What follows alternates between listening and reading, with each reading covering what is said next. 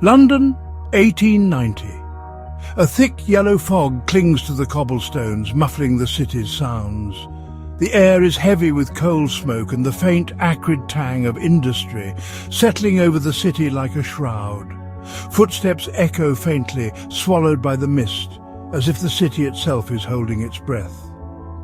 The toll of a church bell, St. Giles perhaps, echoes through the gloom, marking the hour with a mournful chime. Its sound drifts through the fog, a lonely signal to those wandering the night, reminding them of the passage of time and the weight of secrets carried in the darkness. Gas lamps cast monstrous shadows against the brickwork, their flickering light distorting every shape.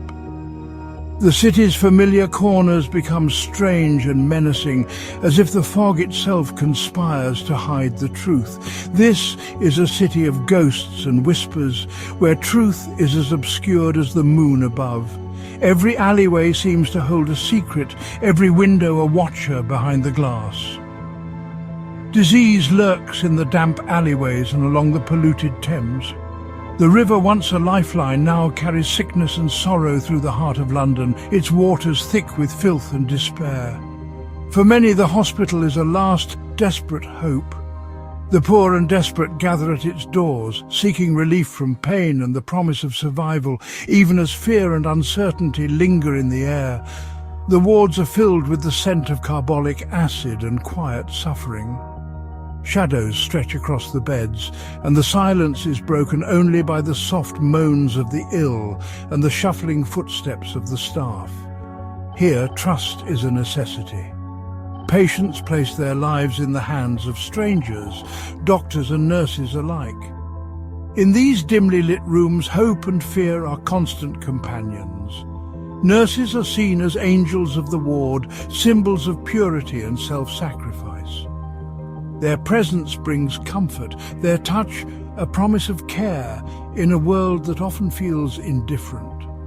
But in the heart of this sanctuary, a different darkness is taking root. It creeps quietly, unnoticed, beneath the surface of compassion and routine. It wears the uniform of an angel, walks the halls with a gentle smile, and carries a terrible secret.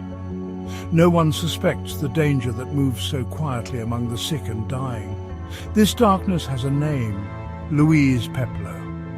Her reputation is spotless, her demeanor calm, but beneath the surface something sinister stirs. As the bell of St. Giles tolls, it counts down the moments until her secrets are revealed. Each chime brings the city closer to a truth it is not prepared to face.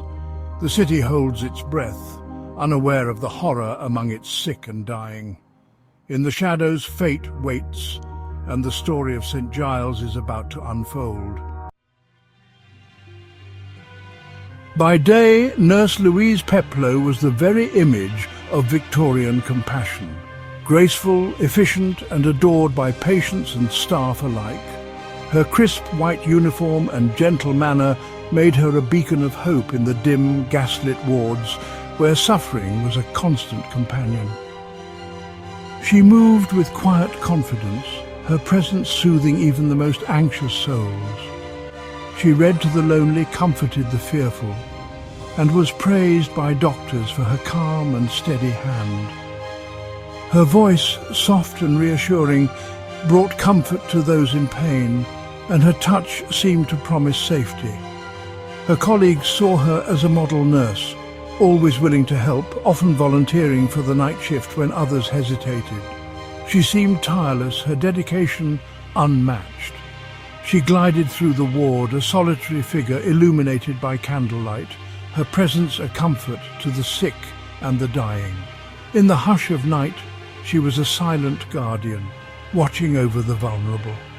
But this was a mask, a carefully constructed fiction, worn with practiced ease. Behind the serene facade was a mind of cold calculation, a heart untouched by the suffering around her. Her compassion was a performance, her gentle touch a lie. Every smile, every kind word was part of a chilling deception. The angel of the ward was, in truth, a predator. Her prey, the very people who trusted her most, the weak and the helpless. The night shift was her kingdom, the shadowy corridors her hunting ground where suspicion slept and secrets thrived. Under the cloak of darkness she enacted her terrible ritual, moving silently from bed to bed, unseen and unquestioned. The trust she cultivated gave her unquestioned access to her victims. She alone held the keys to the medicine cabinet, her authority never challenged. No one doubted the angel of the ward. Her reputation shielded her from suspicion, even as tragedy struck again and again. No one questioned the medicine she administered or the quiet deaths that followed her rounds. The silence of the night kept her secrets safe, and in that silence the true nature of the angel in the ward remained hidden from all. It started subtly. A patient here, a patient there. Death was common at St. Bartholomew's, but a pattern emerged. Dr. Alistair Finch, a keen-eyed physician, noticed that many sudden deaths occurred during the night shift, specifically when Nurse Peploe was on duty. Patients who had been improving would die unexpectedly.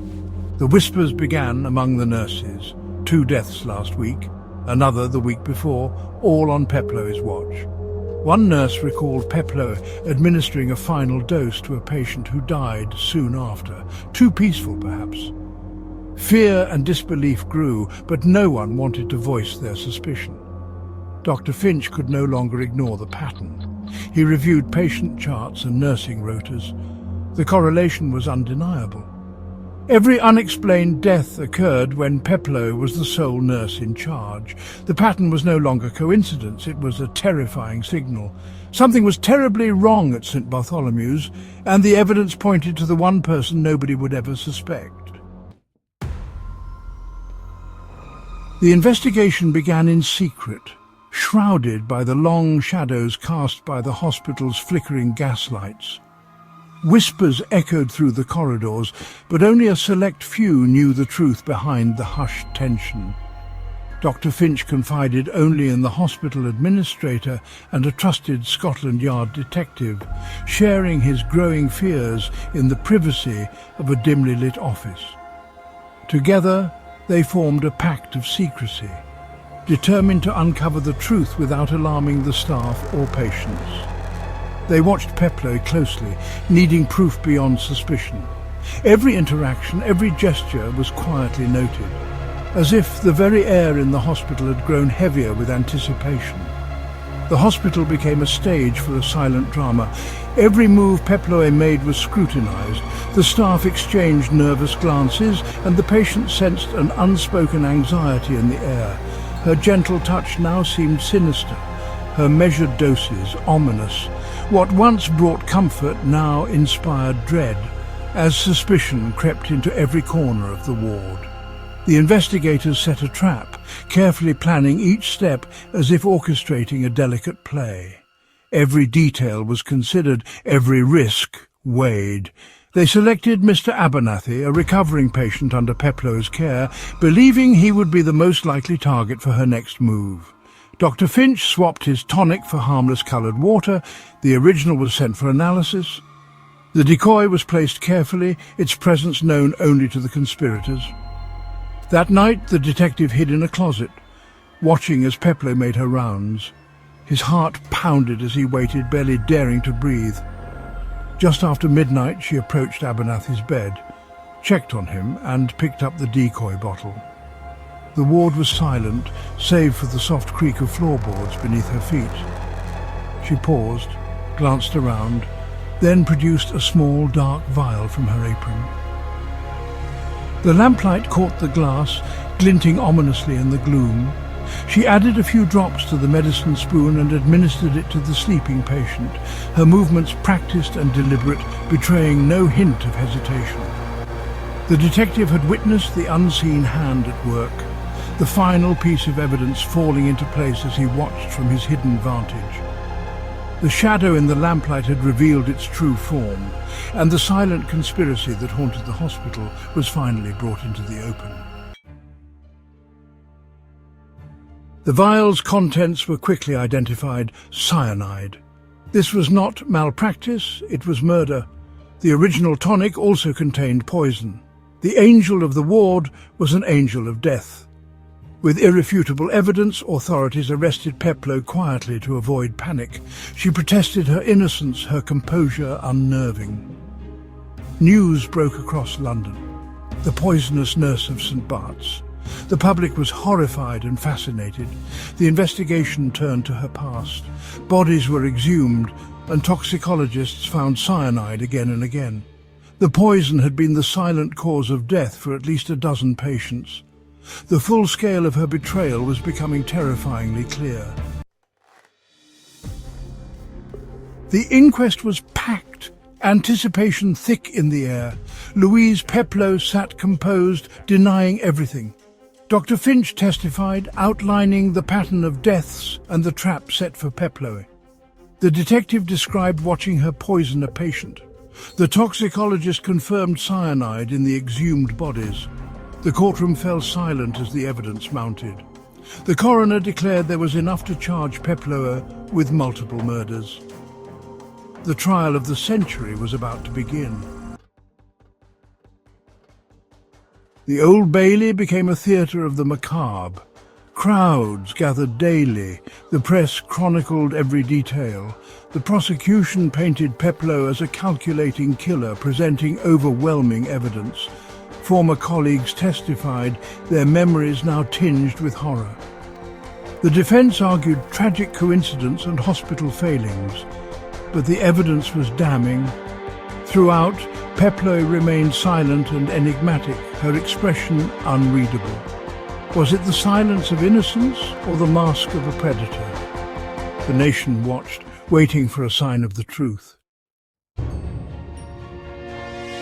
The trial's climax came with the presentation of the vial, Peploe's instrument of mercy. The chief toxicologist explained the unmistakable signature of cyanide. Just a few drops could kill within the hour. The defense's arguments faltered against the certainty of science. The vial contained cyanide, found in Peploe's possession after she dosed a patient. Bottles from her locker also tested positive.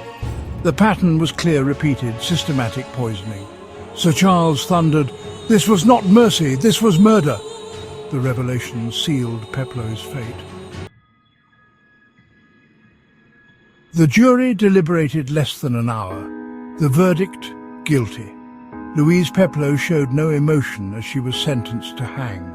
She took her secrets with her, leaving the nation to wonder why. Some called her morally insane, others suggested a twisted desire for power. Perhaps it was revenge, or a perverse pleasure in wielding life and death. In the end, Louise Peploe remained an enigma. A ghost in the fog, a reminder that the most monstrous secrets can hide behind the kindest of smiles.